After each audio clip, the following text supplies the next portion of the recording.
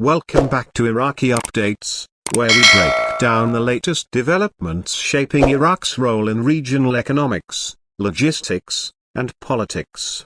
Today, we're bringing you an important but often overlooked milestone that speaks volumes about Iraq's growing importance in global trade routes.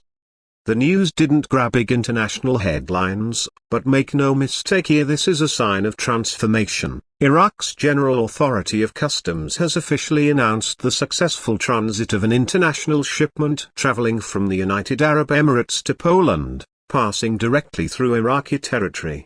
This was not just a routine cargo movement. It happened under the framework of the TIR Agreement, to a global customs transit system that dramatically simplifies and secures the movement of goods across borders. Now, for most casual observers, this may seem like a small administrative update. But if you understand the strategic importance of TIR and what it means for Iraq's connectivity and sovereignty, you realize this isn't a minor event. This is a signal that Iraq is beginning to take its rightful place in the international logistics network, bridging east and west through regulated, secure trade. Let's look at what this means. First, some context. The TIR system is short for Transports International Route. TIR is one of the oldest and most widely used international transit systems in the world. Backed by the United Nations and governed by the International Road Transport Union, the TIR Convention allows goods to transit multiple countries with a single customs inspection at departure and final check at the destination. This means goods can pass through multiple borders without being opened or delayed, saving both time and money.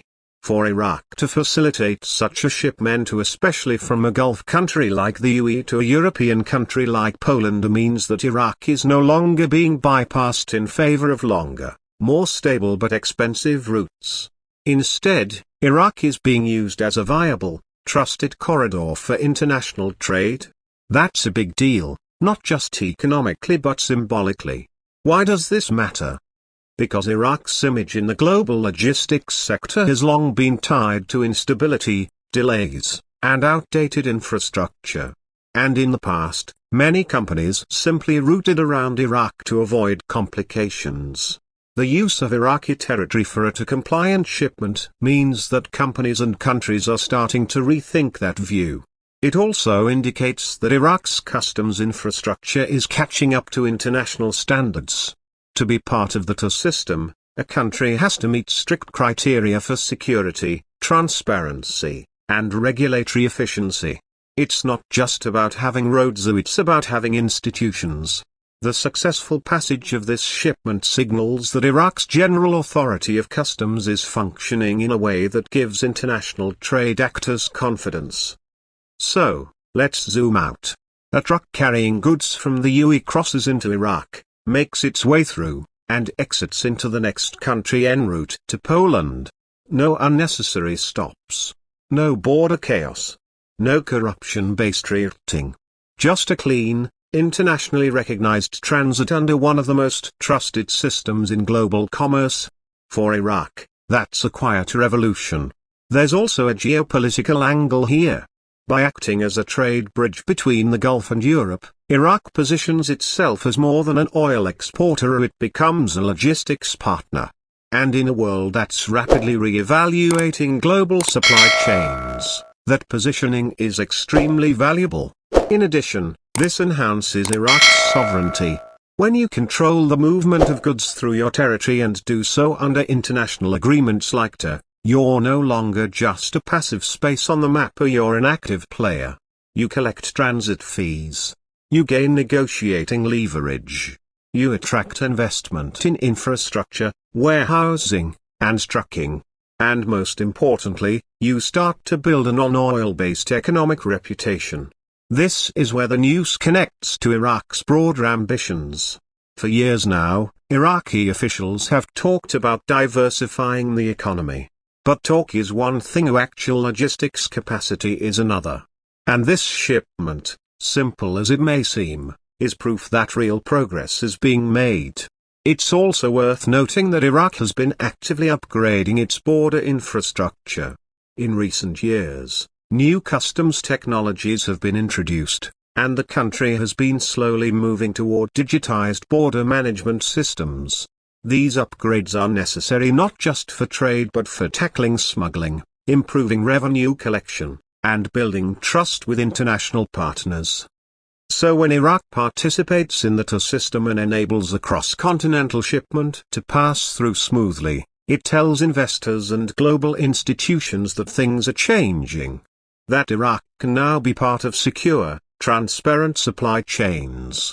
That it is not only open for business but prepared for it. This has potential ripple effects too. Once word spreads that Iraq is now a viable corridor under TIR, you can expect more shipments from other Gulf countries to follow. Saudi Arabia, Kuwait, and even farther nations like India or China may begin exploring Iraq as a land route into Europe. That means more economic activity, more job creation, and more demand for logistical services inside Iraq. From warehouses to fuel stations, from rest stops to trucking companies, this is how a local economy begins to thrive beyond oil. And that matters more than ever. Iraq cannot depend forever on oil exports alone.